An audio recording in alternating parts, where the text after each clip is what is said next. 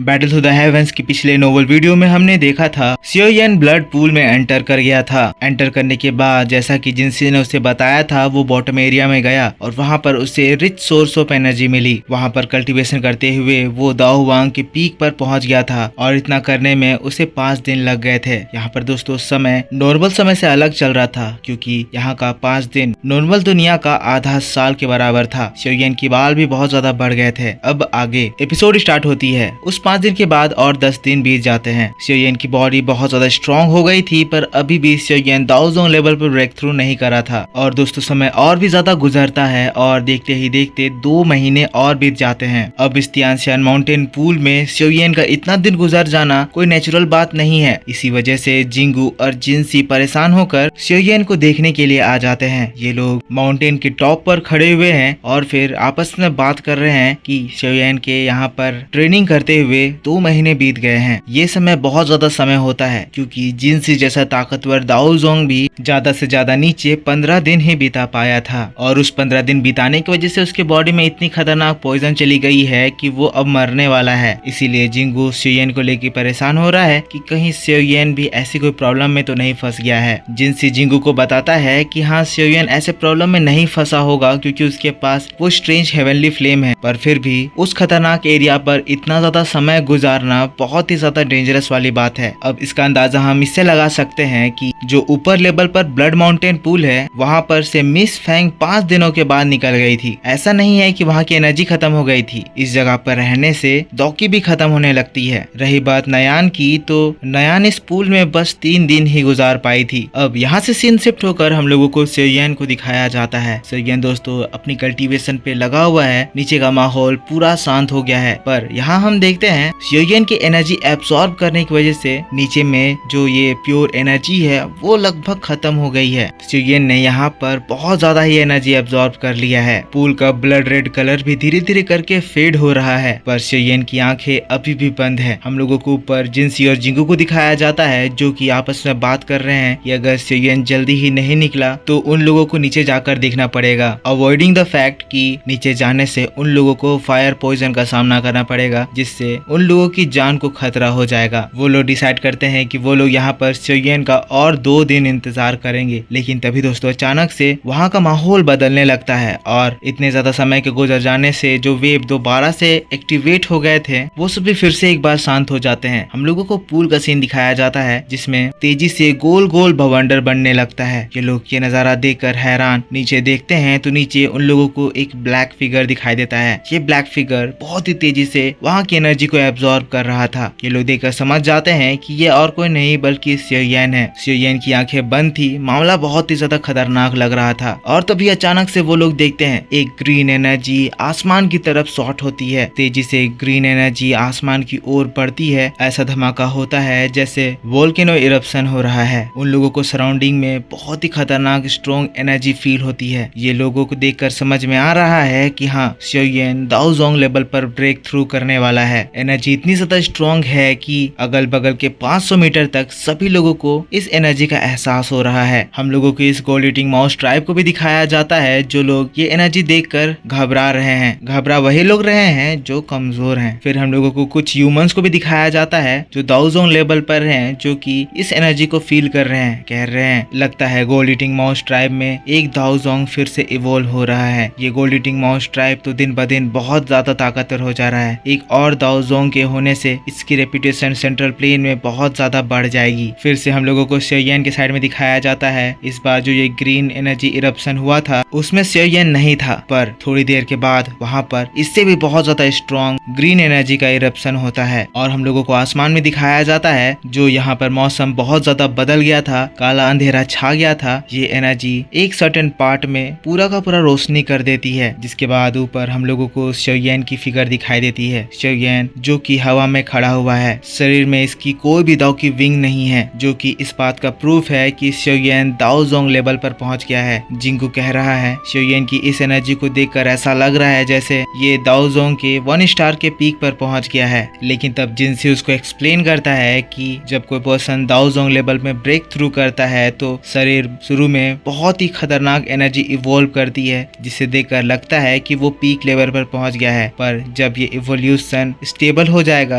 तब स्योयन की एनर्जी भी धीरे धीरे करके शांत हो जाएगी और नॉर्मल स्टेज में आ जाएगी। पर हाँ, इसमें कोई गलत बात नहीं है कि स्योयन दाओजोंग लेवल पर इवॉल्व कर गया है। तो दोस्तों, स्योयन को इस पूल से बाहर निकलने में लगभग 2.5 महीने लग गए हैं और इस टाइम का जानना इसलिए जरूरत है क्योंकि 3 महीने के बाद जैसा कि बताया गया था कि पवेलियंस के बीच में एक कंपटीशन होने वाला है जिसमें स्योयन की मुलाकात फेंग जुन जी से होगी। लकीली वहां पर दोस्तों हम लोगों को मिस्टर लिन को दोबारा से दिखाया जाएगा जो कि स्योयन को इनर कोर्टयार्ड में मिला था, जो कि स्योयन का बहुत अच्छा दोस्त है और उसका एडमायरर भी है। पर यहाँ पे हम लोगों को और भी बहुत सारी बातें बताई जाती है जैसे कि मिस फेंग, तियान यिंग ये लोग 5 दिनों के बाद पूल से निकल गए थे और वो लोग भी दाओजोंग लेवल पर एडवांस करके निकले थे। ऐसा इसीलिए हो पाया था क्योंकि वो लोग दाओवांग के पीक पर थे जो कि स्योयन नहीं था। स्योयन अगर वहां होता तो स्योयन कभी भी दाओजोंग लेवल पर पहुंच नहीं पाता। और रही बात नयान की, तो नयान भी काफी ज्यादा एडवांस करी है। वो दाओवांग के 3 स्टार लेवल पर थी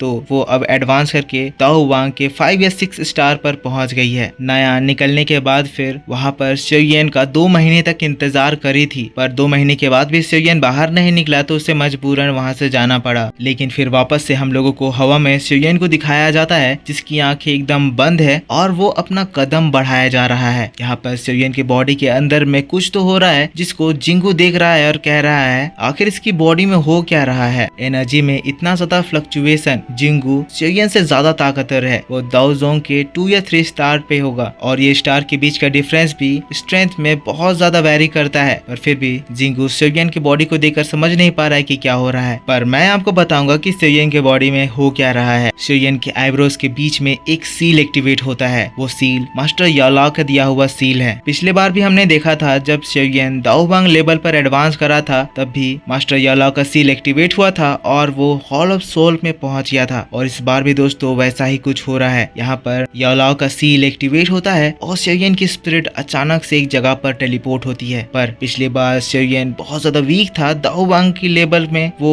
स्पिरिट बनकर ज्यादा कुछ देख नहीं पा रहा था, पर इस बार उसकी आंखें पूरी तरह से क्लियर हो गई है। सब कुछ वो अच्छे से देख पा रहा है और वो सामने देखता है कि वो एक बहुत ही बड़े से काले अंधेरे टनल में है। टनल्स में दीवारों पर बहुत सारे साइंस एंड सिंबल बने हुए हैं। ये जगह पूरी खाली लग रही है, बहुत ही ज्यादा शांत है। स्योयन आगे बढ़ने लगता है क्योंकि उसे कॉन्फिडेंस फील हो रहा है क्योंकि उसके अंदर अभी बहुत ज्यादा ताकत आ गई है। पर फिर भी अभी वो स्पिरिट के फॉर्म में ही है। आगे बढ़ते हुए देखता है तो उसे बहुत सारे सोल दिखाई देते हैं। सोल के गले में बहुत ही मोटे मोटे सिक्कड़ लगे हुए हैं। और दोस्तों इसमें बहुत ज्यादा खतरनाक बात ये है कि उन सिक्कड़ों में एक पाइप लगा हुआ है जिससे इन सोल की एनर्जी को कहीं तो ट्रांसफर करा जा रहा है। स्योयन आगे बढ़ता जाता है और तभी स्योयन के दिल में खुशी की एक लहर जागती है। स्योयन अपने सामने मास्टर यालाओ को देखता है। देखकर वो बहुत ज्यादा खुश हो जाता है, पर अगले ही पल बहुत ज्यादा सैड हो जाता है क्योंकि मास्टर यालाओ जो कि सबसे बीच में है, उनके गर्दन में सबसे बड़ा रॉड लगा हुआ है जिसके अंदर से सबसे ज्यादा एनर्जी निकाली जा रही है। मास्टर यालाओ की हालत बहुत ज्यादा खराब हो गई है। यहाँ पर वो बहुत ज्यादा बूढ़े और बहुत ज्यादा कमजोर लग रहे हैं। आंखें बंद हैं, वो झुके हुए हैं और हालत ऐसी लग रही है जैसे वो एकदम कोई कुपोषित पर्सन की तरह लग रहे हैं। स्योयन की मास्टर यालाओ को तो देखकर आंखों से आंसू ही निकल आते हैं। स्योयन अपने आप को रोक नहीं पाता है, वो भागते हुए जाता है। सबसे पहले वो इधर उधर चेक करता है तो ये पूरा हॉल में कोई भी गार्ड नहीं है, पर उसे पता है कि यहाँ पर कोई तो ऐसा गार्ड है जो कि दाओजोंग लेवल पर है और वो अगर चाहे तो स्योयन को चुटकियों में मार सकता है। पर क्योंकि स्योयन इस जगह पर स्पिरिट के फॉर्म में आया है, स्योयन की प्रेजेंस किसी को फील नहीं हो पा रही है। पर वो मास्टर यालाओ से बात करना चाहता है। अब इसी वजह से वो अपने दाओजोंग की पावर का यूज करते हुए वहाँ पर एक फॉर्म ले लेता है और फॉर्म लेते ही मास्टर यालाओ भी उसको फील कर पाते हैं। धीरे से वो अपनी आंखों को खोलते हैं, अपने सामने स्योयन को देखते हैं। देखकर वो भी बहुत ज्यादा खुश हो जाते हैं। मास्टर यालाओ भी समझ गए हैं कि स्योयन यहाँ पर ऐसे इसीलिए पहुंच पाया क्योंकि स्योयन दाओजोंग लेवल पर एडवांस कर गया है। स्योयन बहुत ही इमोशनल होकर मास्टर यालाओ से कहने लगता है, मास्टर मुझे माफ कर दीजिए, आपका ये डिसाइपल बहुत ज्यादा नकारा है। मास्टर यालाओ स्योयन से कहते हैं, स्योयन ऐसा मत कहो, मुझे पता है इस बूढ़े ने एक बहुत ही टैलेंटेड स्टूडेंट को ट्रेन करा है। मैं देख सकता हूँ तुम बहुत ही जल्दी प्रोग्रेस कर रहे हो। स्योयन इमोशनल होते हुए कहता है, मास्टर आप चिंता ना करें, मैं आपको जल्दी ही यहाँ से छुड़ा कर ले जाऊंगा। लेकिन तभी वहाँ पर किसी की आवाज आती है जो कि कहता है तुम में वो क्वालिफिकेशन नहीं है। और वैसे ही वहाँ पर स्पेस ब्रेक होता है और हम लोगों को एक दाओजोंग लेवल का पर्सन दिखाया जाता है। ये हॉल ऑफ सोल का एक एल्डर है। स्योयन पीछे मुड़कर देखता है देखकर फिर कहता है तो ये तुम हो जो कि पिछले बार मुझे यहाँ से भगा दिए थे। वो पर्सन भी कहता है पिछली बार जब तुम आए थे तुम मुझसे काफी ज्यादा ताकतवर हो गए हो, पर फिर भी अभी भी तुम्हारी इतनी औकात नहीं है कि तुम ये सारी बातें कह सको। शिवयन कहता है अगली बार ऐसा नहीं होगा, अगली बार मैं जब आऊंगा